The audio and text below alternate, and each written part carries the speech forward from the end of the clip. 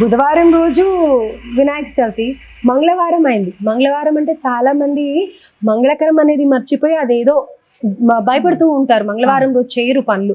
So మరి విగ్రహం కానీ పూజ సామాగ్రి కానీ మంగళవారం రోజు వినాయకుడికి సంబంధించినవి తెచ్చుకోవచ్చా? తప్పకుండా అమ్మా. ఆ వారం పేరే ఇప్పుడేం మీరేమన్నారు? మంగళవారం. మరి మంగళవారం నాడు మంగళకరమైన పని చేయొద్దంటే ఎలాగమ్మా? పైగా మంగళవారానికి అధిపతి కుజుడు వినాయకుడిని ఎక్కువ పూజిస్తే బాగుంటుంది. కుజుడికి వినాయక ఆరాధన కూడా ఉంటుంది. అలా తీసుకున్న మంగళవారము అనేది ప్రజల్లో వచ్చిన అపోహ. ఎందుకంటే మంగళవారము ఏ పని చేసినా మారు కోరుతుంది అంటారు, అంటే మళ్ళీ చేయాల్సి వస్తుంది.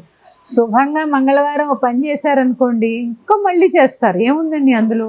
మంగళవారము అంటే జయవారము, మంగళము అంటే శుభము, శుభకార్యాలకి పనికి వచ్చేటటువంటి రోజు. ఇప్పుడు కొత్తగా వస్తున్నాయి తప్ప మంగళవారము గౌరీదేవికి సంబంధించినటువంటి రోజు. అందుకే శ్రావణ మంగళ గౌరీదేవి యొక్క వ్రతాలు చేస్తూ ఉంటాం. ఆ గౌరీదేవి రోజు గణపతి సామాన్లు తెచ్చుకోవద్దంటే ఎట్లా? ఆయన ఎవరు? గౌరీ గణపతి. గౌరీదేవి ఒళ్ళోనే కదా ఆయన కూర్చుంటాడు. అందుకని నిక్షేపంలా తెచ్చుకోవచ్చు, ఎటువంటి సందేహాలు. విగ్రహం కూడా ఆ రోజే తెచ్చుకోవచ్చమ్మా. ముందు రోజు ఎక్కడ కుదురుతుందండి? పొద్దున్నే పూజ చేసుకోవాలంటే ఎక్కడికి వెళ్తారు? అది ముందు రోజు తెచ్చి పెట్టుకుంటే నిద్ర చేయకూడదు ఇంట్లో అని. అంటే అన్ని ప్యాక్ చేసి పెడతారు కదమ్మా, ప్యాక్ చేసే పెడతారు కదా, కళ్ళు విప్పకుండా.